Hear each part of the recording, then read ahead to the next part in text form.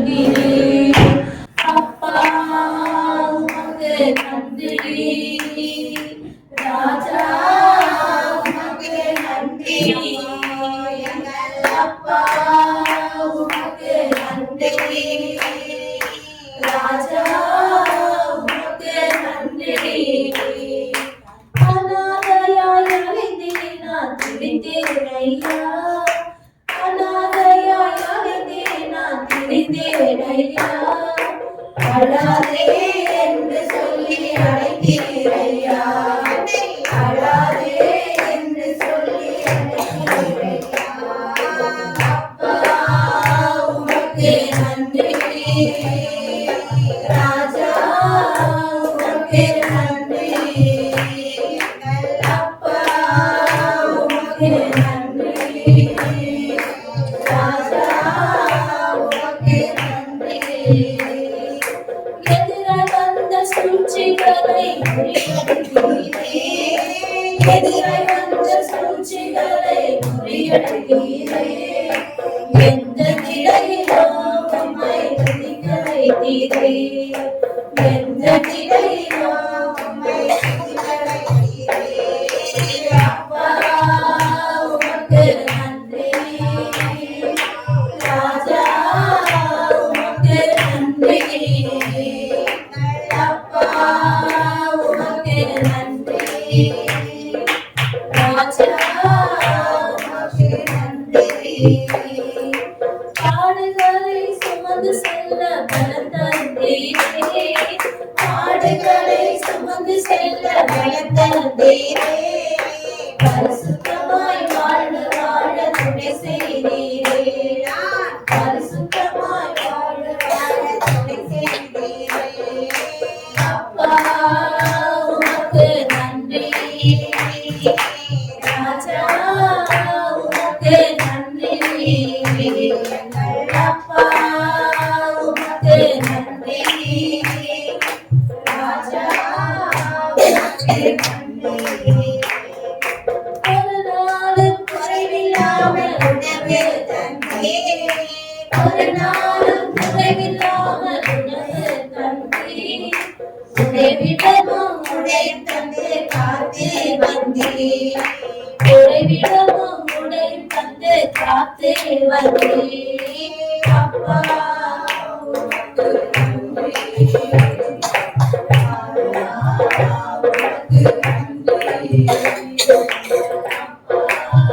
உமக்கு நன்றி, ராஜா உமக்கு நன்றி. தள்ளப்பட்ட கல்லாக கிடந்தேன் ஐயா, தள்ளப்பட்ட கல்லாக கிடந்தேன் ஐயா, எடுத்து என்னை பயன்படுத்தி மகிழ்கிறீர் ஐயா, எடுத்து என்னை பயன்படுத்தி மகிழ்கிறீர் ஐயா. உமக்கு நன்றி, ராஜா உமக்கு நன்றி, அப்பா உமக்கு நன்றி, ராஜா உமக்கு நன்றி, அப்பா உமக்கு நன்றி, ராஜா உமக்கு நன்றி. அல்லேலூயா, நன்றி செலுத்தலாம், நன்றி செலுத்தலாம். அல்லேலூயா. வேதம் சொல்லுகிறது, நன்றி இல்லாத இருதயம் இருளடைந்து விடும் சொல்லி. ஆமென்.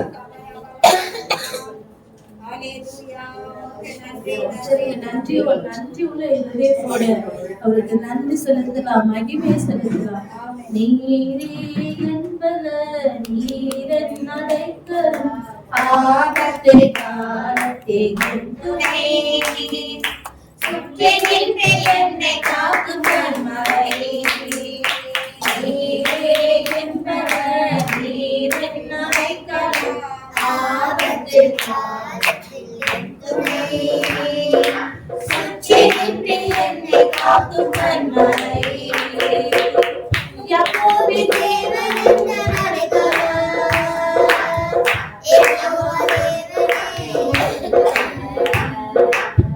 யாக்கோபின் தேவன் என்ற அடைக்கலம்,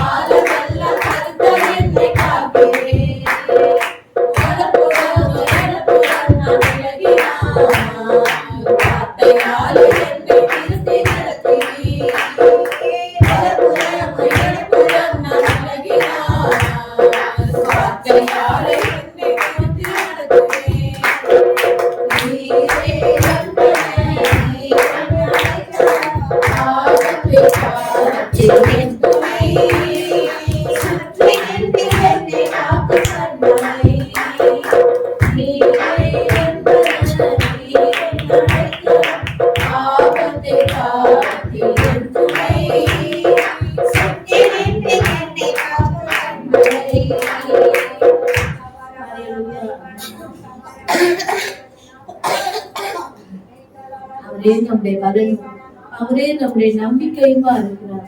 நன்றியோடு அவரை ஸ்தோத்திரிப்போம். ஹல்லேலூயா. ஹல்லேலூயா. துதி மகிமை என்றும் இயேசுவுக்கு செலுத்திடுவோம். ஹல்லேலூயா. துதி மகிமை என்றும் இயேசுவுக்கு செலுத்திடுவோம். Hallelujah, hallelujah, hallelujah, hallelujah, hallelujah, hallelujah. சிலுவையை சுமந்தாரா, hallelujah, உலகத்தை வெறுத்தாரா. சிலுவையை சுமந்தாரா, hallelujah, உலகத்தை வெறுத்தாரா. உலகத்தை வெறுத்து இயேசுவை பிரிந்தே ஓடி வருவாயா. hallelujah, உலகத்தை வெறுத்து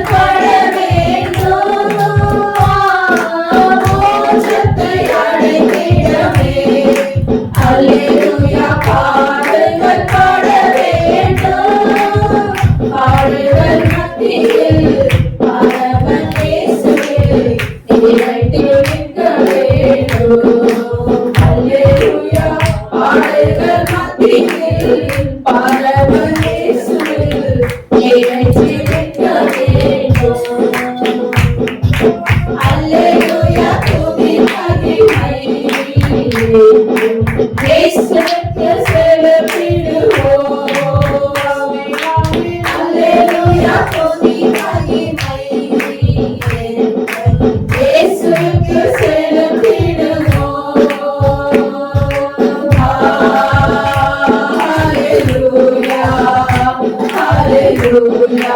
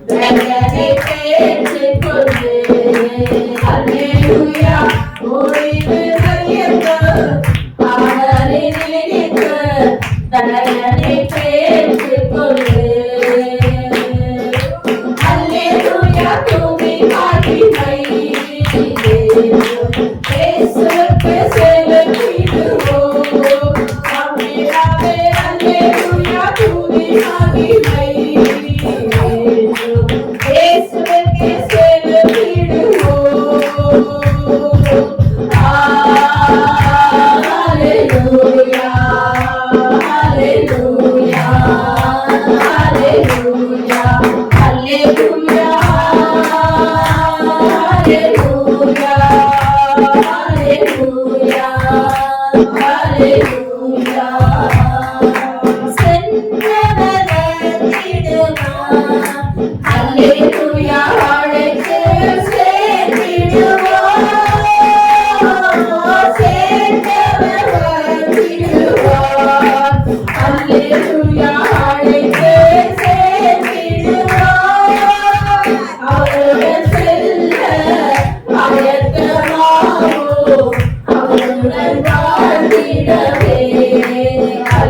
ஹல்லேலூயா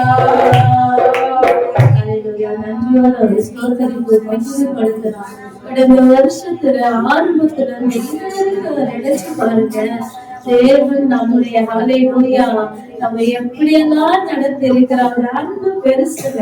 அவர் அன்பு மாத்திரம் நம்முடைய வாழ்க்கையில இல்லைன்னா நம்ம என்னைக்கோ மண்ணுக்குள்ள போயிருப்போம். அப்படியா நம்மை நேசித்திருக்கிறார். ஹalleluya. கரங்களை உயர்த்தி ஆண்டவரை நோக்கி ஹalleluya. உங்க அன்புக்கு முன்னால இந்த உலக சிறுசுதான், அந்த வானத்தை போல உங்க மனசு பெருசுதான். உங்க அன்புக்கு முன்னால இந்த உலக சிறுசுதான், அந்த வானத்தை போல உங்க மனசு பெருசுதான். ஏன் நினைப்பாவே இருப்பவரே இயேசுயா, உங்களை நினைச்சாலே உலகெல்லாம் கருணையா. ஏன் நினைப்பாவே இருப்பவரே இயேசுயா, நினைச்சாலே உலகெல்லாம் கருணையா. அப்பா நீங்கதா, ஆசையெல்லாம் நீங்கதா, ஆறுதல் நீங்கதா, ஆறுதலோ நீங்கதா. அப்பா நீங்கதா, ஆசையெல்லாம் நீங்கதா, ஆறுதல் நீங்கதா, ஆறுதலோ நீங்கதா. உங்க அன்புக்கு முன்னால இந்த உலக சிறுசுதான், அந்த வானத்தை போல உங்க மனசு பெருசுதான். உங்க அன்புக்கு முன்னால இந்த உலக சிறுசுதான், அந்த வானத்தை போல உங்க மனசு பெருசுதான். நினைப்பாவே இருப்பவரே இயேசுயா, உங்களை நினைச்சாலே எல்லாம் துள்ளுதையா. ஏன் நினைப்பாவே இருப்பவரே இயேசுயா, உங்களை நினைச்சாலே எல்லாம் துள்ளுதையா. அல்லாவை நினைத்தவரே, ஆத்துரத்தை கொடுத்தவரே, அவர்கள் நினைத்தவரே, ஆசீர்வாதம் தந்தவரே. அல்லாவை நினைத்தவரே, ஆத்துரத்தை கொடுத்தவரே, அவர்கள் நினைத்தவரே, ஆசீர்வாதம் தந்தவரே. உங்க அன்புக்கு முன்னால இந்த உலக சிறுசுதான், அந்த வானத்தை போல உங்க மனசு பெருசுதான். உங்க அன்புக்கு முன்னால இந்த உலக சிறுசுதான், அந்த வானத்தை போல உங்க மனசு பெருசுதான். ஏன் நினைப்பாவே இருப்பவரே இயேசுயா, உங்களை நினைச்சாலே எல்லாம் விழுதையா. ஏன் நினைப்பாவே இருப்பவரே இயேசுயா, உங்களை நினைச்சாலே எல்லாம் விழுதையா. தாவீது நினைத்தவனே, கண்ணருகே இருந்தீரே, தானியேலை நினைச்சவரே, தலைவியிலே செய்தவரே. தாவீது நினைச்சவரே, கண்ணருகே இருந்தீரே, தானியேலை நினைச்சவரே, தலைவியிலே செய்தவரே. உங்க அன்புக்கு முன்னால இந்த உலக சிறுசுதான், அந்த வானத்தை போல உங்க மனசு பெருசுதான். உங்க அன்புக்கு முன்னால இந்த உலக சிறுசுதான், அந்த வானத்தை போல உங்க மனசு பெருசுதான். Hallelujah. நன்றி நன்றி Thank you, God. Thank you.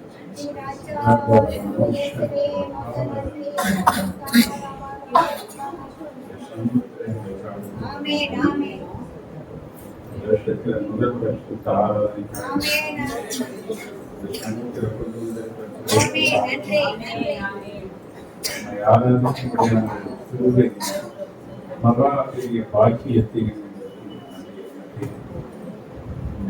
சமூகத்தில் எங்களை துதிப்பது சுகந்த வாசனையாக ஆமென் ஆமென் சுகந்த வாசனை நுகர்கிற கருத்து ஆண்டவரே, சபையாகிய எங்களுடைய ஆசிரியர், சபையாகிய நாங்கள் தேசத்திற்காக ஆமென் தேசத்தின் ஜனங்களுடைய ஆமென் சேமத்திற்காக ஆமென் எந்த மனுஷனும் கெட்டுப்போவது என்று சுத்தம் அல்ல என்று சொன்னீரே. எல்லா மனுஷனுடைய ரட்சிப்புக்காக சத்தியத்தை அறிகிற அறிவை அடைய ஆமென் ரட்சிக்கப்படலாம். நீ சித்தமுள்ளவராய் இருக்கிற என்ற வாக்கின்படியே நாங்கள் ஜெபிக்கிறோம். ஆமென். தேசம் ரட்சிக்கப்பட, தேசத்தை ஆளக்கூடிய தலைவர்கள் ரட்சிக்கப்பட, தேசம் க்ஷேமம் அடைய, சமாதானத்தின் தேவன் சத்துருவை காண்கிறார். எல்லா மனுஷர்களும் நம்முடைய சமாதானத்தை கட்டளையிடுகிறார். ஆமென். அதுவரை தொடர்ந்து எல்லாரும் இயற்கையின் பேரழிவுகளுக்கெல்லாம் விலைக்கு காத்து கெட்ட நிலையில சுகபத்திரமா நடத்தி ஆசிரியர் வளர்த்த கருத்தில் ஒப்பு கொடுக்கிறோம். இயேசு கிறிஸ்து நாமத்தில் ஜெபிக்கிறோம். ஆமென். சங்கீதங்கள் 18ஆம் சங்கீதம். ஹல்லேலூயா.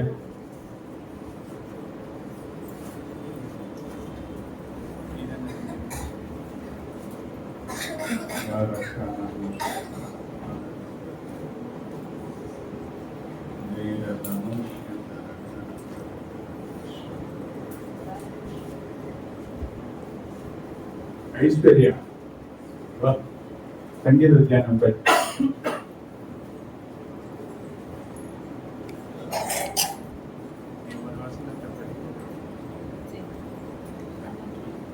Thank you.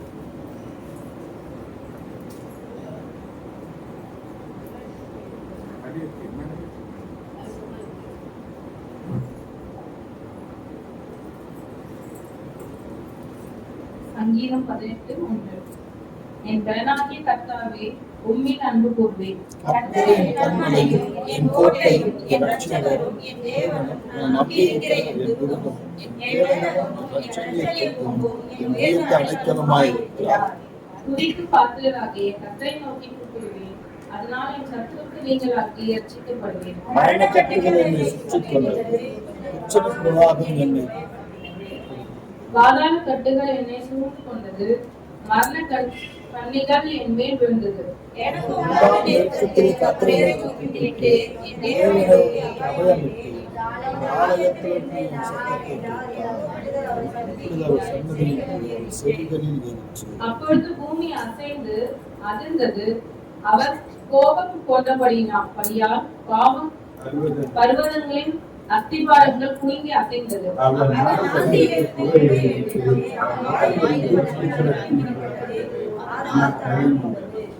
வானங்களை தாழ்த்தி இறங்கினார்.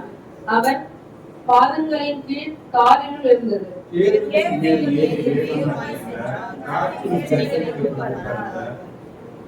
இருளை தமக்கு மறைவிடமாக்கினார். கருங்குணங்களையும் ஆகாயத்து கார் மேகங்களையும் தம்மை சூழ்ந்து சூடாமாக்கினார். அவருடைய சன்னதி பிரகாசத்தினால்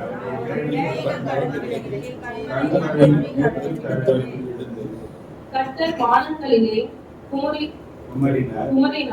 உன்னதமானவர் தமது சத்தத்தை தொனிக்க பண்ணினார். கல்மழையும் நெருப்புத்தழும்பும் விழுந்தது.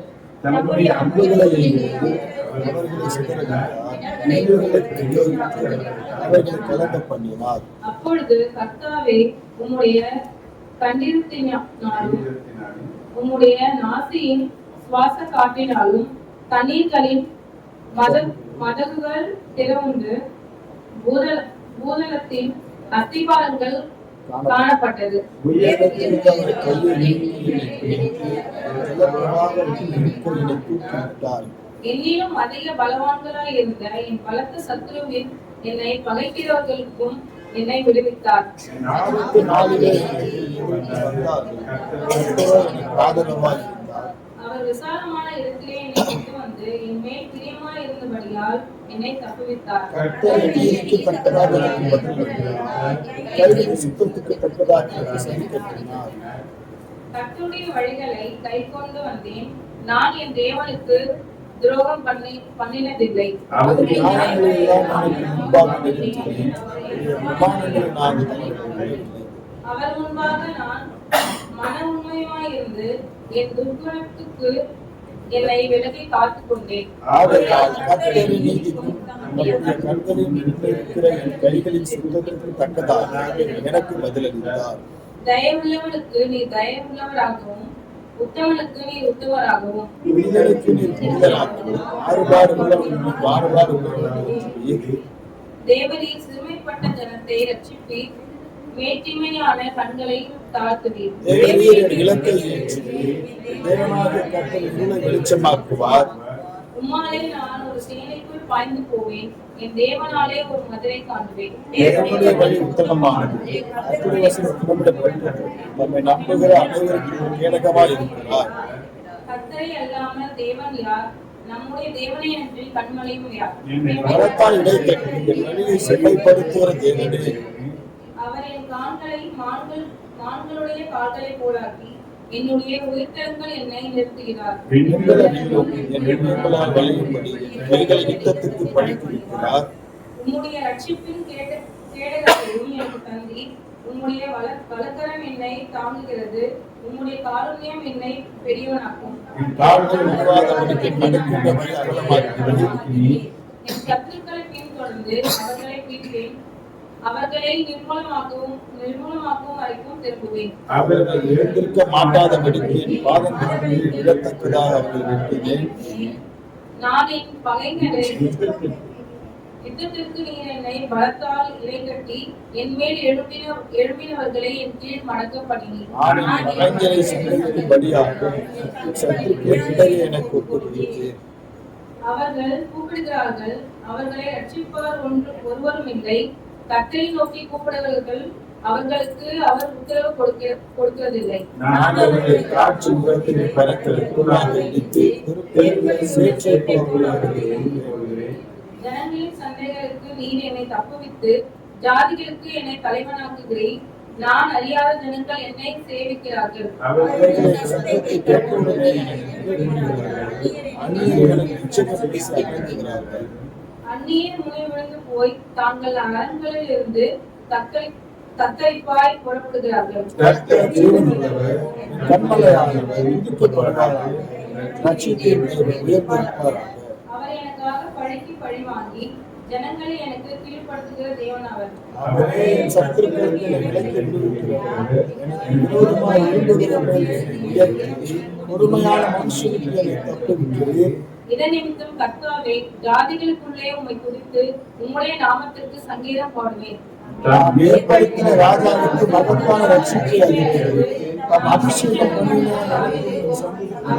சந்தானத்தை செய்கிறார். அல்லேலூயா. அல்லேலூயா. 27வது வசனத்திலிருந்து 30வது வசனம் வரை நாம் சேர்ந்து வாசிக்கலாம். தேவனே, கண்களை தாழ்த்துவீர், விளக்கை ஏற்றுவீர், இருளை வெளிச்சமாக்குவீர். என்னாலே நான் ஒரு சேனைக்கு பாய்ந்து என் மதிலை தாங்குவேன். பூர்ண வழி உத்தமமானது. கர்த்தர் கடன்பட்டது. நம்புகிற அனைவருக்கு பேடகமாக இருக்கிறார். அல்லேலூயா.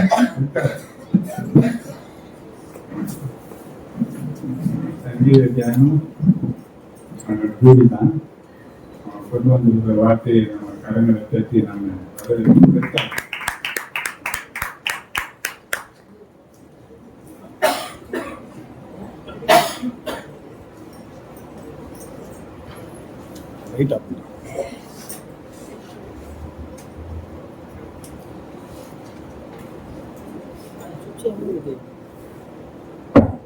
மொத்தமா கனெக்ட் வச்சுக்கோங்க. அவங்களுக்கு கேளு. அல்லேலூயா. அவங்களுக்கு அல்லேலூயா. அல்லேலூயா. முத்தமிட்டு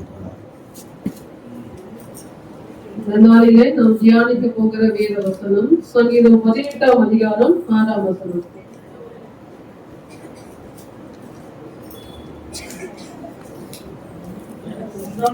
ஏதாவது ஆப் பண்ணு போகுது.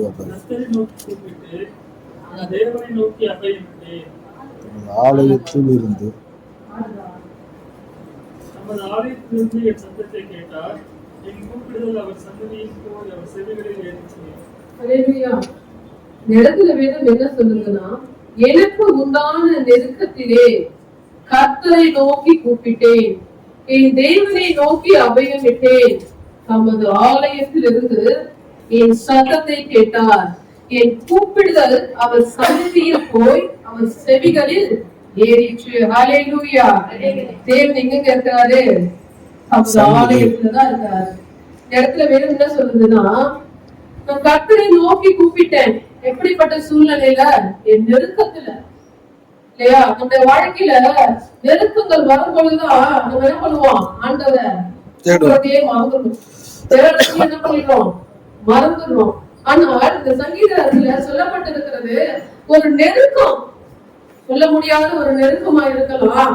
அந்த நெருக்கத்தின் மத்தியில நான் கர்த்தரை நோக்கி கூப்பிட்டேன். அவர் நெருக்கம் மாத்திரம் சொல்ல, என் தேவனை நோக்கி அபயம் விட்டேன். அவர் எப்படிப்பட்ட ஒரு நெருக்கத்தின் மத்தியில அவர் ஆண்டவரை தன் நம்பிக்கையாய் வைத்துக் கொண்டு தன் சத்தத்தை கேட்கிற தேவன் ஒருவர் உண்டென்றால் அவர் யாரு? நம்முடைய ஆண்டவராகிய இயேசு கிறிஸ்து. ஒரு நெருக்கத்தின் நேரத்துல கூப்பிடும் போது யாருக்குமே என்ன பண்ணல?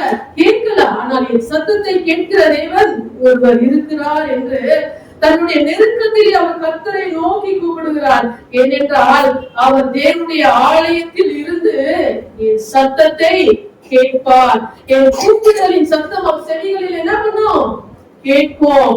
நம்முடைய தேவன் நம்முடைய சத்தத்தை கேட்கிற தேவன் மாத்திரமல்ல, ஒரு கூப்பிடுதலுக்கு பதில் கொடுக்கிற தேவனாய் இருக்கிறார். ஹல்லேலூயா, ஹல்லேலூயா. பாருங்க, யோனா 2ஆம் அதிகாரம் 2ஆம் வசனத்தை நாம் வாசிக்கலாமா? இங்க அவருக்கும் ஒரு நெருக்கம். எப்படிப்பட்ட நெருக்கத்துல இருந்து அவர் ஆண்டவரை கூப்பிடுறாரு பாருங்க. Page number 1072. நெருக்கத்தில் நான் கர்த்தரை நோக்கி கூப்பிட்டேன், அவர் எனக்கு உத்தரவு அருளினார். நான் பாதாளத்தில் வயிற்றிலிருந்து கூப்பிடுவிட்டேன், நீர் என் சத்தத்தை கேட்டீர். அவர் எங்க கூப்பிட்டாருங்க? எங்க கூப்பிட்டாரு அவரு? நெருக்கத்துல. எப்படிப்பட்ட நெருக்கம்? கூட்டத்துக்கு நடுவுல இருந்து ஆண்டவரை கூப்பிட்டாரா? எங்கன்னா ஒரு மறைமுகமான இடத்துல போய் இருந்து கூப்பிட்டாரா? சில பேர் நெருக்கத்துல போய் மூச்சு கூட விட முடியாம மறைந்து போறாங்க, வெளிய பாப்போம் இல்லையா? அந்த மாதிரி ஒரு நெருக்கமா? அவருடைய நெருக்கம் என்னங்க? மீனுடைய வயிற்றுல இருக்காரு. அது என்ன? எப்படிப்பட்ட நெருக்கம்? பிழைப்போமா இல்ல மச்சிப்போமா தெரியாது. அப்படிப்பட்ட ஒரு நெருக்கம். ஆனாலும் அந்த நெருக்கத்துல அந்த மீன் வயிற்றுல அவர் என்ன பண்றாரு? குழம்பல ஆண்டவர் திட்டலங்க. அவர் என்ன பண்றாரு? அந்த நெருக்கத்தின் மத்தியிலும் ஆண்டவரை தன் நம்பிக்கையாய் வைத்தபடியால் தான் அந்த நெருக்கத்தில கூட என் சத்தத்தை கேட்கிறவர் என் தேவன் மாத்திரமே என்று அவர் அறிந்தபடியால் தான் அந்த மீன் வயிற்றில எப்படி இருக்கும்? ஒரு இருள் இருந்திருக்கும் இல்லையா? ஒரு வெறுப்ப இருந்திருக்கும் இல்லையா? யாருக்குனாச்சும் கேட்குமா? கடல் கீழே போய் அந்த மீன் இருக்குது, அந்த மீன் வயிற்றுல இருந்து அவர் கூப்பிடுறாரு. யாருக்கு கேட்கும்? எந்த மனுஷனுக்கும் கேட்காது. ஆனால் தன் சத்தத்தை கேட்கிற ஒருவர் உண்டு என்று அவர் அறிந்தபடியால் தான் அந்த நெருக்கத்தில் அவர் சொன்னார், என் நெருக்கத்தில் நான் கர்த்தரை நோக்கி கூப்பிட்டேன், அவர் எனக்கு உத்தரவு கேட்டாருங்க. சத்தத்தை கேட்டாரே இல்லையா? அது மாத்திரம் இல்லாம அந்த 4ஆம் வசனத்துல அவர் சொல்றாரு, கண்களுக்கு எதிரே இராதபடிக்கு தள்ளப்பட்டேன், ஆகிலும் இன்னமும் உம்முடைய பரிசுத்த ஆலயத்தை நோக்குவேன் என்றேன். பாருங்க, இன்னும் அவருடைய நம்பிக்கை என்ன? உங்களுடைய பரிசுத்த ஆலயத்தையே நான் நோக்குவேன். இன்னும் எவ்வளவு நெருக்கம் வந்தாலும், உபத்திரம் வந்தாலும், பாடு வந்தாலும் சரி, நான் யாரதான் நோக்குவேன்? உண்மை மாத்திரமே தான் ஆண்டவரை நான் நோக்கி கொண்டு இருப்பேன்னு சொன்னாரு. அந்த நெருக்கத்தின் சத்தத்தை ஆண்டவர் கேட்டு அவர் என்ன பண்ணாரு? ஆண்டவர் வெளியே கொண்டு வந்தாரா? அந்த நெருக்கத்திலேயே அவர் இருந்தாரா? இல்லையா? அவர் ஒரு தவறு செஞ்சாரு இல்லையா? ஆண்டவருடைய வார்த்தையை அவர் மீறினாரு. அதனால அவர் என்ன பண்ணாரு? இப்படிப்பட்ட ஒரு நெருக்கத்துல அவர் போய் என்ன பண்ணாரு? சிக்கி கொண்டாரு. ஆனாலும் அந்த நெருக்கத்துல இருந்து நம்ம விடுவிக்கிற ஒருவர் உண்டு என்றால் அவர் ஆண்டவரையே இயேசு கிறிஸ்து என்று அறிந்து அந்த நெருக்கத்தின் மத்தியில் அவர் என்ன பண்ணாருங்க? ஆண்டவரை நோக்கி கூப்பிட்டார். நாம பாருங்க, நம்முடைய ஆண்டவராகிய இயேசு கிறிஸ்து எங்க இருக்காருங்க? தேவனுடைய ஆலயத்துல இருக்கிறார் என்று வேதம் சொல்லுகிறது இல்லையா? நாம் கூட பல நெருக்கங்களை எங்க வந்து நம்ம சொல்றோம்? ஆண்டவருடைய சமூகத்துல வந்து நம்ம என்ன பண்றோம்? சொல்றோமா இல்லையா? பாருங்க, வேதம் சொல்லுகிறது, சாலமோன் தேவனுடைய ஆலயத்தை அவர் கட்டினார். எப்படிங்க கட்டினாரு? சாதாரண கல்லு மணல் வச்சு கட்டினாரா? இல்ல, பொன் வெள்ளி விலையேற பெற்ற கற்களை வைத்துதான் அவர் என்ன பண்ணாரு? தேவனுடைய ஆலயத்தை அவர் கட்டினார். எப்படிங்க கட்டினாரு? பிரம்மாண்டமா கட்டினாரு. எதுக்குங்க கட்டினாரு? நமக்கு பேரும் பெருமையும் வரத்துக்காகவா? இல்ல, அவர் தேவன் மேல வைத்திருந்த அன்பு, காட்டுது இல்லையா? அவர் சொன்னாரு, இப்படிப்பட்ட ஒரு ஆலயத்தை கட்டுன ஆண்டவரே, ஆனா யாரெல்லாம் இந்த ஆலயத்துல வந்து உங்க நோக்கி கூப்பிடுறாங்களோ, யாரெல்லாம் கண்ணீர் படிக்கிறாங்களோ, அவங்களுடைய சத்தத்தை நீங்க என்ன பண்ணணும்? கேட்கணும்னு சொல்லிட்டு ஆண்டவரிடத்துல அவர் என்ன பண்ணாரு? யாரெல்லாம் என்னுடைய ஆலயத்துக்கு வராங்களோ அவங்களுக்கு ஆண்டவர் இருக்கிறார் என்று அவர்கள் அறிந்து கொள்ளும்படியாக அவங்க சத்தத்தை நீங்க என்ன பண்ணணும்? கேட்கணும் அப்படின்னு சொல்றாரு. சொன்ன உடனே வேதம் சொல்லுகிறாரு, 2 நாளாகவும் 7ஆம் அதிகாரம் 15ஆம் வசனத்துல தேவன் என்னென்ன சொல்றாரு? அவர் சொல்லுகிறார், இந்த ஸ்தலத்திலே செய்யப்படும் ஜெபத்திற்கு என் கண்கள் திறந்தவைகளும் என் செவிகள் கவனித்திருக்கும். உடனே ஆண்டவருடைய பதில் வந்ததா?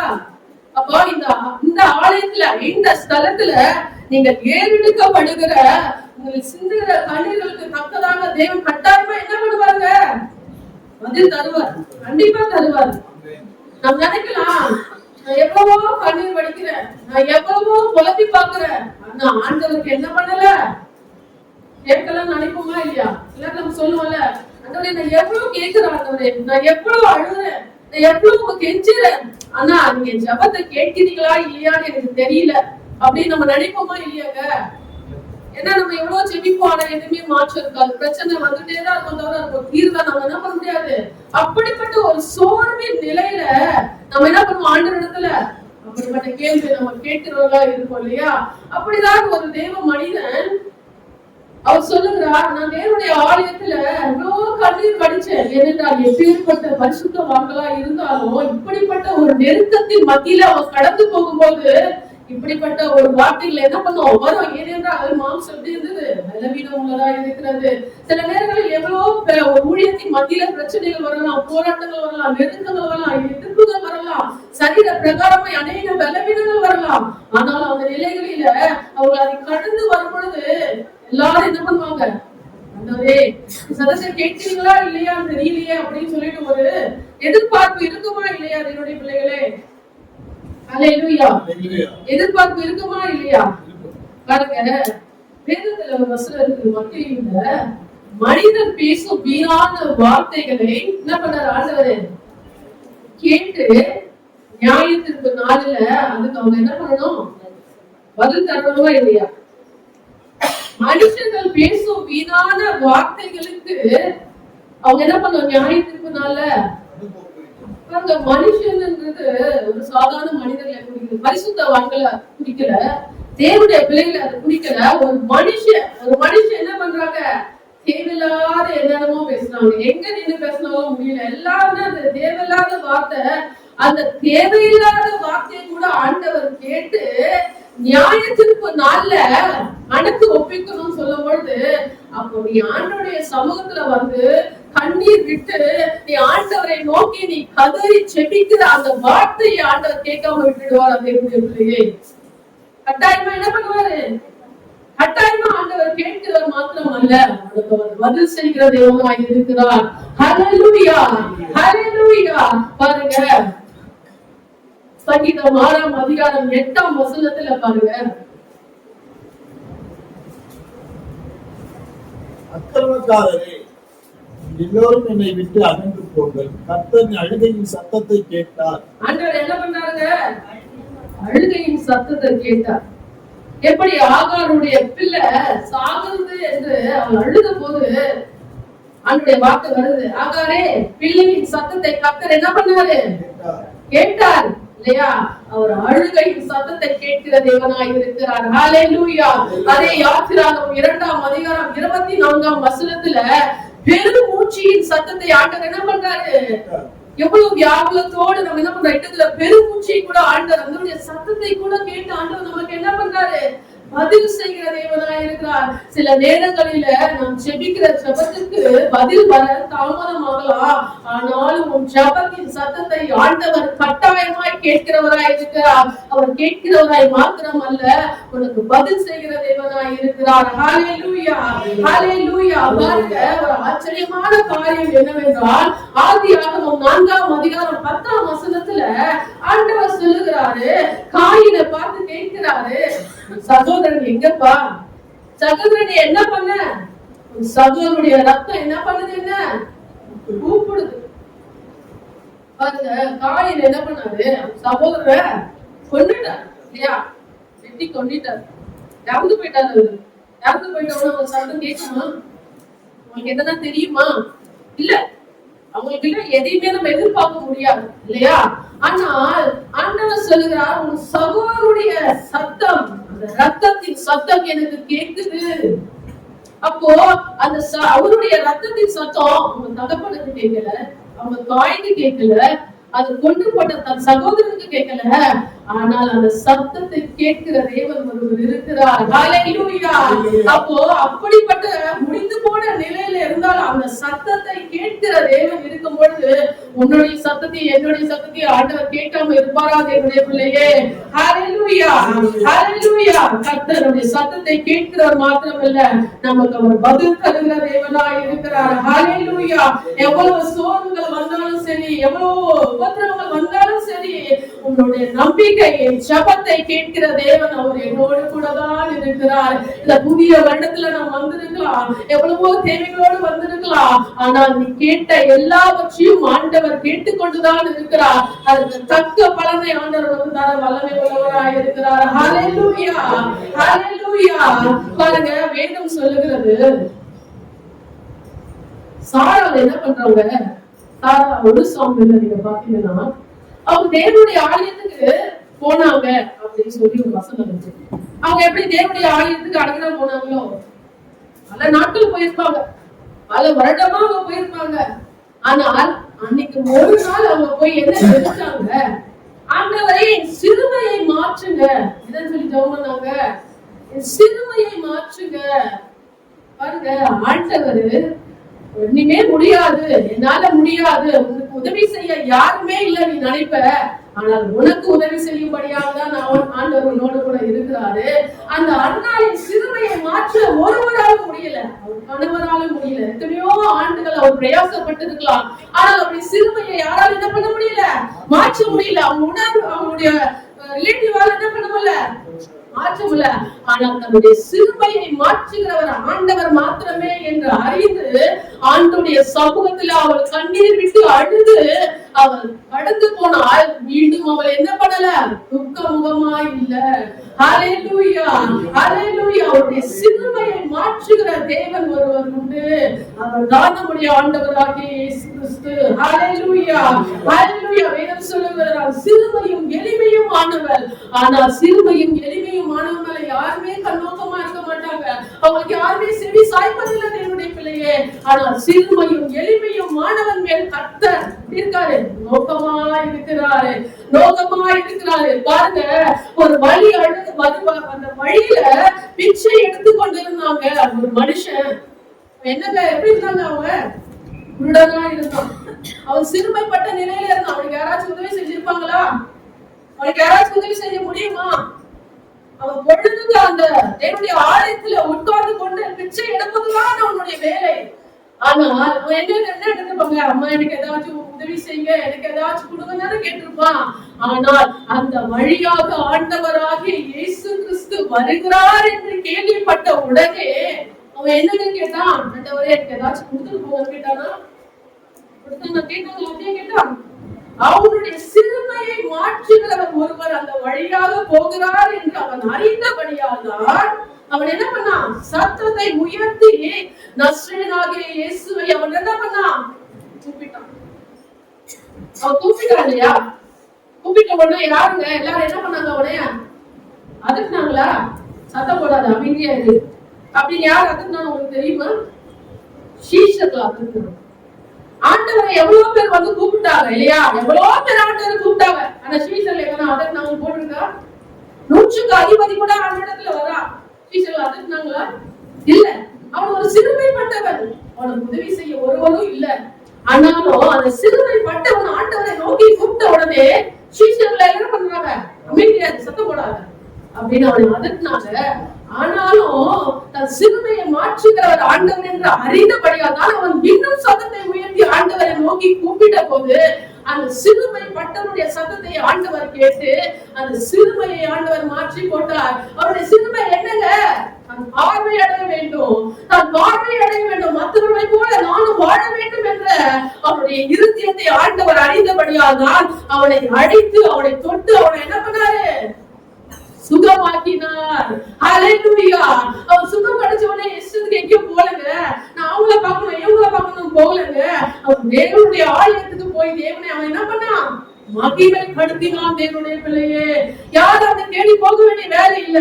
ஏன்னா ஒரு பிச்சைக்காரன் இல்லையா, அவனை தேடி யாரு போவா? அவனுக்கு என்ன வேணும் கேட்க யாரு இருக்கா? சிறுமைப்பட்டவன்.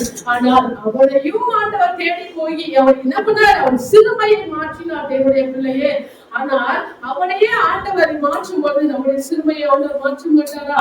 நம்முடைய சத்தத்தை ஆண்டவர் கேட்க மாட்டாரா? நம்முடைய அழுகையின் சத்தத்தை ஆண்டவர் கேட்க மாட்டாரா? ஹல்லேலூயா. அவர் கேட்கிற தேவனாய் இருக்கிறார். ஹல்லேலூயா. அவர் விசாரிக்கிற தேவனாய் இருக்கிறார். ஆகவே உன் கவலைகளை எல்லாவற்றையும் யார் மேல வைத்திடு? கர்த்தர் மேல வைத்திடு. பாருங்க, முன்னாடி ஒரு சிறுமைப்பட்டவன் இருந்தான். 38 வருடம் படுக்கையா இருந்தாங்க. எத்தனை வருஷம்?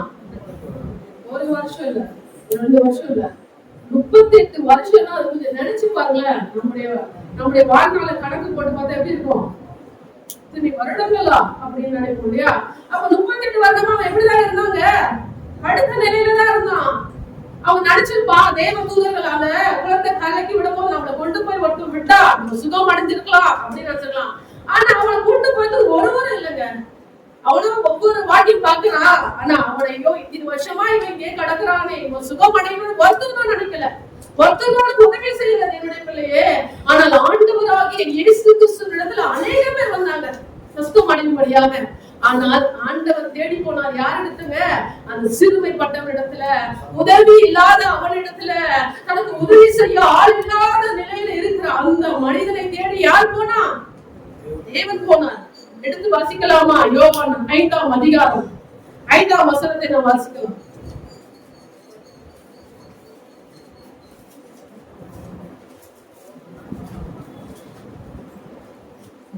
வருஷம் வியாதி கொண்டிருந்த ஒரு மனுஷன் அங்கே இருந்தால், படுத்திருந்த அவனை இயேசு கண்டு அவன் வெகு காலமாய் வியாதியஸ்தன் என்று அறிந்து அவனை நோக்கி சுத்தமாக வேண்டும் என்று விரும்புகிறாயா என்று கேட்டார். பாருங்க, ஆண்டவர் என்ன பண்றாரு? அவனை தேடி போய் என்ன கேக்குறாங்க? சுத்தமாக விரும்புகிறாயா அப்படின்னு கேக்குறாரு. உடனே அந்த மனுஷன் என்ன பதில் சொல்றாரு? 7ஆம் வசனத்துல, அதற்கு வியாதியஸ்தன், ஆண்டவரே, கண்ணீர் கலக்கப்படும் போது என்னை குளத்தில் கொண்டு போய் விடுகிறதற்கு ஒருவரும் இல்லை. நான் போகிறதற்குள்ளே வேறொருவன் எனக்கு முந்தி இறங்கி விடுகிறான் என்றார். அவனுக்குள்ள அவ்வளவு ஒரு வேதனை, ஒரு துக்கம். அதனால அவன் ஆண்டவர்கிட்ட என்ன பண்றான்? ஆண்டவரே, அந்த தண்ணீர் கலக்கப்படும் போதெல்லாம் இந்த குளத்துல யாராச்சும் கொண்டு போய் விட்டுற மாட்டாங்களான்னு நான் ரொம்ப ஏக்கமா இருந்தேன். நான் எனக்கு உதவி செய்ய யாருமே இல்ல ஆண்டவரே அப்படின்னு தன்னுடைய வேதனையை அவன் யாருக்கிட்ட பகிர்ந்துக்கிறான்? ஆண்டவரத்துல நம்மளை தேடி ஒரு மனிதன் வந்திருக்காரு, நம்மளை சுகமாக்க ஒருத்தர் வந்திருக்காரு, நமக்கு உதவி செய்ய ஒருத்தர் வந்திருக்காரு, நம்முடைய சிறுமையை மாற்றி ஒருத்தர் வந்திருக்கிறார், நம்முடைய படுக்கையை மாற்றி ஒருத்தர் வந்திருக்கிறார் என்று அவன் அறிந்து தன்னுடைய வேதனையை வந்து விடத்துல அவன் என்ன பண்றான்? சொல்றான். அப்புறமேட்டு ஆண்டவர் என்ன பண்றாங்க? இயேசு அவனை நோக்கி கூட்டு போய் தண்ணீர் விட்டாரா? தூக்கிட்டு போய் அந்த தண்ணீர் விட்டாரா? இல்லங்க. அவன் என்ன சொல்றான்? என்னை கொண்டு போக ஒருவரும் இல்ல. ஆனால் ஆண்டவர் என்ன சொல்றாருன்னா, உன் படுக்கையை எடுத்துக்கொண்டு என்ன பண்ணு? எழுந்து நட அப்படின்னு சொல்றாரு. உடனே அந்த மனுஷன் என்ன? உடனே சுத்தமானான் இல்லையா? அப்போ அந்த அப்பேற்பட்ட மனிதனுடைய சத்தத்தை ஆண்டவர் அவன் கேட்டு அவன் ஒவ்வொரு நாளும் பலவிருப்பாங்க, கண்ணீர் வடிச்சிருப்பான்ல, என் நிலையை மாற்றத்துக்கு யாரும் இல்லை, எனக்கு உதவி செய்ய ஒரு அந்த சிறுமை பட்டனுடைய சத்தத்தை ஆண்டவர் கேட்டபடியால் தான் அவனை தேடி ஆண்டவர் வந்து அவன் சிறுமையை ஆண்டவர் மாற்றி போட்டார். ஹல்லேலூயா. இந்த நாட்களில நம்ம கூட நினைக்கலாம், நமக்கு யாரும் இல்ல, நமக்கு உதவி செய்ய ஒருவரும் இல்ல, என்னுடைய பிரச்சனையை மாற்ற ஒருவரும் இல்ல, என்னுடைய பலவீனத்தை மாற்ற ஒருவரும் இல்ல, யாராலையும் முடியாதுன்னு நீங்க நினைக்கலாம். ஆனால் நம்மை அவன் நினைத்திருக்கிறார். என்னுடைய பிள்ளையே, அதை தான் வேதம் சொல்லுகிறது. சங்கீதம் 72ஆம் அதிகாரம் 12ஆம் வசனத்துல வேதம் என்ன சொல்லுகிறதுங்க? சங்கீதம் 72:12. கூப்பிடுகிற எளியவனையும் உதவியற்ற சிறுமையானவனையும் அவர் விடுவித்தார். பாருங்க, யாருக்கு அவர் செவி கொடுக்கிறாருங்க? கூப்பிடுகிற எளியவரையும் உதவியற்ற சிறுமையானவரையும் அவர் என்ன பண்றாருங்க? விடுவிக்கிறவராய் இருக்கிறார். ஹalleluya. நம்முடைய தேவன் எப்படிப்பட்டவராய் இருக்கிறாரு? நம்மை நோக்கி கூப்பிடுகிற யாவருக்கும் அவர் என்ன பண்றாரு? பதில் அளிக்கிற தேவனாய் இருக்கிறார். மீண்டும் அந்த சங்கீதம் 18ஆம் அதிகாரம் 6ஆம் வசனத்தை நான் வாசிக்கிறேன். எனக்கு உண்டான நெருக்கத்திலே கர்த்தரை நோக்கி கூப்பிட்டேன், என் தேவனை நோக்கி அபயமிட்டேன். தமது ஆலயத்தில் இருந்து என் சத்தத்தை கேட்டார். என் கூப்பிடுதல் சந்நிதியில் போய் செவிகளில் ஏற்றி. தேவனுடைய பிள்ளையே, நீங்க எத்தனை நாட்கள் ஆண்டுடைய சமூகத்துக்கு நீங்க வரீங்க, ஆனால் நீங்க ஏறிருக்கிற விண்ணப்பத்தை ஆண்டவர் கேட்டுக்கொண்டுதான் இருக்கிறாரு. இந்த புதிய வருடத்திலும் ஆண்டவர் என்ன பண்ணுவாரு? நம்முடைய சத்தத்தை கேட்டு நமக்கு அவர் பதில் தருகிற தேவனாய் இருக்கிறார். அதனால நீங்க சோர்ந்து போகாம உங்களுடைய எல்லாவற்றையும் நீங்க ஆண்டோடைய சமூகத்துல நீங்க சொல்லி ஆண்டவரை நீங்க உறுதியாக பற்றிக் கொள்ளும் பொழுது கட்டாயமாய் தேவன் நம்மை கேட்டதை நம்முடைய விசுவாசத்தின் வழியிலே அவர் நடத்த வல்லமை உள்ளவராய் இருக்கிறார். ஹalleluya. இந்த நாட்களில் இந்த வேத வசனத்தை உங்களுக்கு போதிக்கும்படியாக தேவன் எனக்கு கொடுத்த கிருபைக்காக நான் ஆண்டவரை நான் ஸ்தோத்திரிக்கிறேன். இந்த சங்கீத பகுதியை தேவன் ஆசீர்வதிப்பாராக. ஆமென்.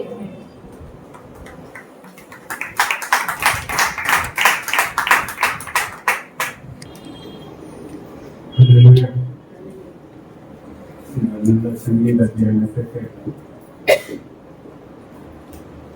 இந்த நாளிலே நாம் எந்த நிலையில வந்திருக்கிறோம் என்பதை தேவன் அறிவார். இக்கட்டான நிலையில இருக்கிறார். யார் என்ன விசாரிக்கிறவங்க என்ற ஒரு அங்கலாய்ப்போடு வந்திருக்கலாம். பல பாடல்கள் இருக்கு. நான் தானே கற்படுகிறேன் என்ற நிலையில தொய்ந்து கொண்டவர்களாக காணப்படலாம். ஆனா இந்த கால வேலையில இந்த வருஷத்தின் முதல் பரிசுத்த ஆராதனையில நெருக்கத்திலிருந்து ஒரு விசாரத்துல வைக்கக்கூடிய ஒரு தேவன் ஒருவர் உண்டு என்பதை கர்த்தர் பேசியிருக்கிறேன். நெருக்கங்கள் உன்னுடைய அபயங்கள் தேவன் தன்னுடைய ஆலயத்திலிருந்து கேட்டுக் கொண்டிருக்கிறார். இந்த வருஷம் ரொம்ப நல்லா இருக்கும். சங்கீதம் 18ஆம் சங்கீதம் 3, 4, 5 வசனங்களை வாசிக்கிறேன். துதிக்கு பாத்திரராகிய கர்த்தரை நோக்கி கூப்பிடுவேன். துதிக்கு பாத்திரராகிய கர்த்தரை நோக்கி கூப்பிடுவேன். அதனால் என் சத்துருக்களுக்கு நீங்களாக்கி ரட்சிக்கப்படுவேன். எதனால? எந்த அளவுக்கு கர்த்தரை நீ துதிக்க ஆரம்பிக்கிறையோ அந்த அளவுக்கு உன் சத்துருக்கள் உனக்கு கூட போகும்.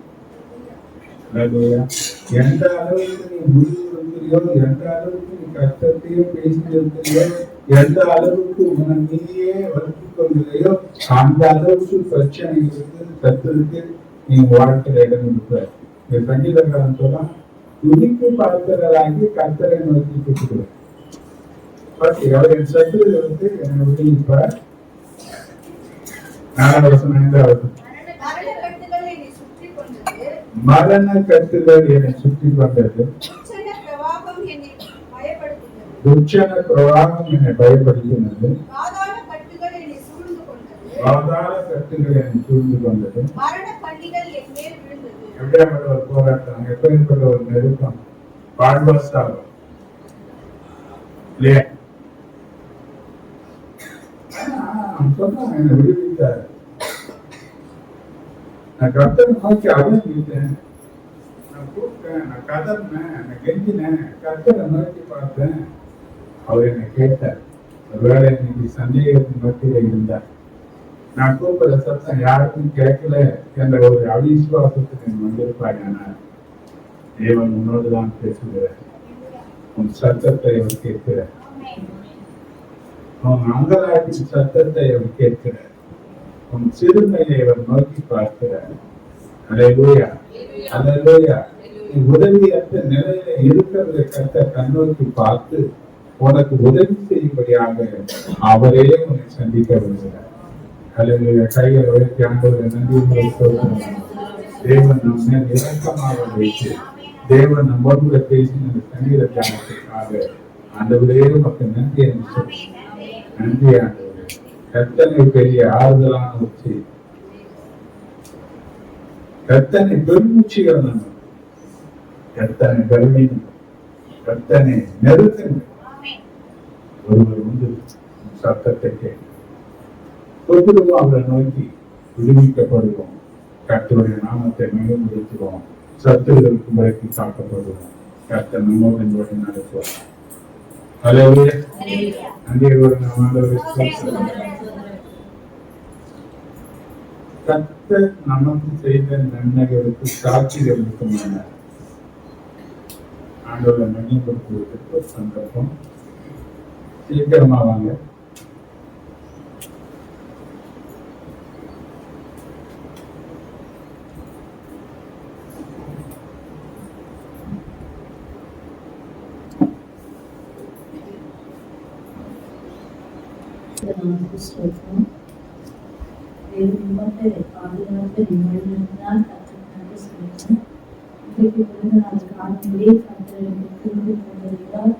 கடந்த ஆண்டு முழுவதும் அவர் எனக்கு ஒரு மகாபெரிய பலனாய் இருந்து என்னை நடத்தியிருக்கிறார். கர்த்தருக்கு நன்றி சொல்றேன்.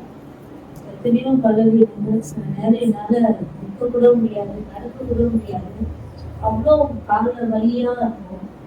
அதனுடைய நீர் எனக்கு பலனா இருக்கிறீங்க, நீங்க எனக்கு பலனா இருக்கிறீங்கன்னு சொல்லி ஒரு வார்த்தையெல்லாம் திரும்ப திரும்ப பேசுறேன். கர்த்தர் எனக்கு பலனா இருந்து இதுவரையில தேவன் பாதுகாத்து குடும்பத்தை நடத்தி எல்லா விதத்திலும் எனக்கு எல்லாருமா இருந்து தேவன் நடத்தின எல்லா திருவிழா கர்த்தருக்கு சொல்றேன்.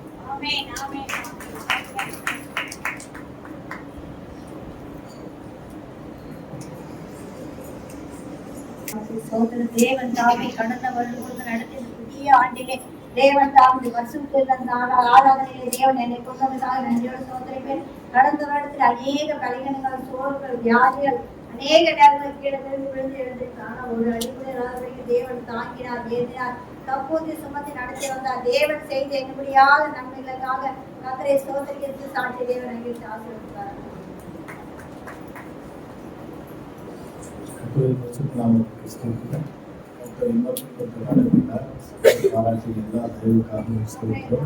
வேகமான நெருக்கங்கள் மத்தியிலே கர்த்தரை நடத்தினார். கர்த்தர் பாராட்டினார். எண்ணிமுடியாத நன்மைகளுக்காக நன்றி. சங்கீத தியானத்திலே கூட நெருக்கத்திலிருந்து கர்த்தரை நோக்கி கொண்டே இருக்கிறது. தொடர்ந்து ஒரு 4-5 நாளாக கர்த்தரையே பார்க்கிறார். கர்த்தரின் சத்தத்தை கேட்பார் என்ற அங்கீகரிப்பான அந்த சங்கீத தியானத்துக்காக கர்த்தருக்கு நன்றி செலுத்துகிறேன். அவர் பேசுகிற தெய்வம், அவர் கேட்கிற தெய்வம், நம்ம விசாரிக்கிற தெய்வம் என்பதை திரும்ப திரும்ப தேவன் தன்னுடைய வார்த்தையின்படி வாக்கின்படி நிறைவேற்றி கொண்டிருக்கிறார். அப்படிப்பட்ட தேவனுக்கு குடான கொடி ஸ்தோத்திரம்.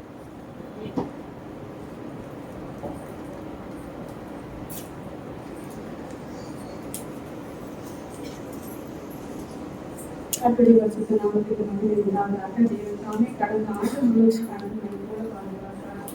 காலினால் ஏற்றினார், சொல்லிட்டார், தப்பித்தார், எல்லாத்தையும் பாதுகாத்தார். இந்த வருடத்திலும் புது வருடத்திலும் முதலாம் காலத்திலும் முதல் மாதத்தோட சமூகத்தில் வருகையாக உதவி செய்திருக்கார். அதற்காக நான் கர்த்தரை ஸ்தோத்திரிக்கிறேன். நான் எப்போதும் உங்களோட மகாபலிக்கு கர்த்தருடைய கிருபையாக ஒவ்வொரு நாளும் எனக்கு பாதுகாத்து வருகிறார். என் பிள்ளைகளையும் என் கணவரின் போக்கையும் வருகையை பாதுகாத்து வருகிறார். அது மாத்திரமே என்னுடைய போக்கையும் வருகையும் பாதுகாத்து வருகிறார். எந்த ஒரு விதமான விபத்துக்கள் நாசமோசங்கள் வராதபடிக்கு ஒவ்வொரு நாளுக்கும் தேவனுடைய கிருபையினாலே என்னை வைத்திருக்கிறார். அதற்காக நான் கர்த்தரை ஸ்தோத்திரிக்கிறேன். கடந்த வருடத்தில் எத்தனை விதமான சோதனைகள், கல்வியல் பிரச்சனைகள், இருந்த பொருட்கள், பலவீனங்கள் இருந்தது, எல்லாவற்றும் தேவன் தான் விடுதலை கொடுத்து இந்த நாளிலே பற்பூர்ண சுகத்தோடு என்னை கொண்டு வந்திருக்கிறதற்காக நான் கர்த்தரை ஸ்தோத்திரிக்கிறேன். இந்த சாட்சி தேவன் ஆசீர்வதிப்பாராக. ஆமென்.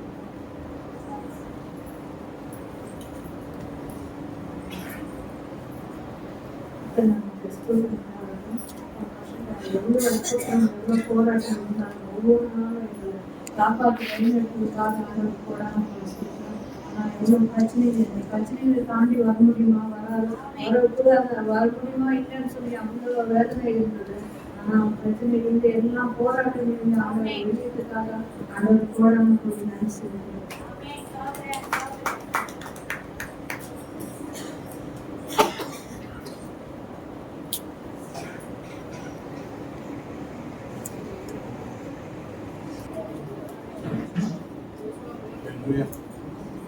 நல்லவர் கிருபை என்றும் அவர் கிருபை என்றும் நேற்று தினத்தில் இருக்கிற வீடுகளுக்கு போய் ஜெபம் பண்ணிட்டு வீட்டுக்கு போயிட்டேன். நிறைய பேருக்கு திடீர்னு ஒரு ஜுரம் வர மாதிரி ஒரு குளிர் வந்துச்சு. உடம்பெல்லாம் பயங்கரமான ஒரு புரியல, நல்லதானே இருந்தாலும் திடீர்னு இவங்க சமையல் வேலை பார்க்குற வேலைகள் பார்க்குறாங்க. தனியார் ரூமுக்குள்ள போய் கொஞ்ச நேரம் உட்காந்து ஒரு 1/2 மணி நேரம் ஆவியில நேரம் பேசினே அந்த வலி கொஞ்சம் குறைஞ்சிது. அந்த புது சில பலவீனங்கள் இருந்தாலும் கர்த்தர் என்னை பலப்படுத்தி சமூகத்தை கொண்டு வந்து உட்கார வச்சிருக்கிறார். அதுக்கும் ஒரு சாட்சியா இருக்கிறேன். கர்த்தர் சாட்சியா அறிவிப்பு சாட்சி சொல்றதுக்கு உங்களுக்கு கிடைக்கிற ஒரு சந்தர்ப்பம். நீ சொல்ற சாட்சி யாரை பலப்படுத்துமோ தெரியாது. ஒவ்வொருத்தரும் உங்களுடைய பிரச்சனையில இருப்பாங்க, ஒரு தேவையில இருப்பாங்க. ஒரு நன்மை எனக்கு செய்தார் என்ற நிலையில் அது கூட பிரச்சனையில இருக்கிறவங்க ஏன் எனக்கு செய்ய மாட்டார் என்ற ஒரு கேள்வி அந்த விசுவாசத்தை தூண்டி, அதனால அவங்க தேவனிடத்துல நன்மையை பெற்றுக்கொள்வதற்கு சாட்சி ஒரு காரணமாக. நான் சொல்ற சாட்சி யாருக்கு என்ன இருக்குன்னு நினைக்காத, அது யாருக்கும் ஒருத்தருக்கு தேவையா இருக்கும். ஏன்னா அந்த சாட்சிகள் நம்மளை கலந்து. அதனால சின்ன காரியம் வந்தாலும் நம்ம இருந்தது இருக்கிறதா சொல்லணும். பொய் சாட்சியெல்லாம் தேவையில்லை. பெருமைக்காக பேசுற வார்த்தைகள் தேவையில்லை. எந்த எனக்கு இப்படி செய்த ஆண்டவருக்கு நன்றி சொல்றேன். அப்படி யாராவது ஒரு நிலையில இருப்பாங்கன்னா அவங்களுக்கு அது ஒரு கேள்வி எழுது. ஏன் எனக்கு செய்ய மாட்டேன்? அவங்க செய்த அதே ஆண்டவர் தான் நான் ஆராதிக்கிறேன். எனக்கும் அது செய்வார் என்ற அந்த விசுவாசம் ஒரு அற்புதத்தை அவங்க வாழ்க்கையில கொண்டு வருது. நல்ல சாட்சி சொல்றதுக்கு முடியுங்க ஏதோ அப்படின்னு நினைக்காங்க. அது ஜபத்தோடு கூட தேவனுடைய மகிமைக்காக செய்யுங்க. அதுலயும் கஷ்டமாக புதிய வருஷத்துல வரும். நிறைய காரியங்கள் இருக்கு. ஒரு ஆச்சரியமான வாக்குறுதியை நமக்கு தேவன் கொடுத்திருந்தாங்க. வருஷம் உலகத்துல பெரிய நெருக்கங்கள், பிரச்சனைகள், போராட்டங்கள் நாம் கடந்து போக வேண்டிய வருஷம். திருப்பி நான் சொல்றேன், உன்னதமானவருடைய மறைவில் இருக்கிறவன் தான் பாதுகாக்க.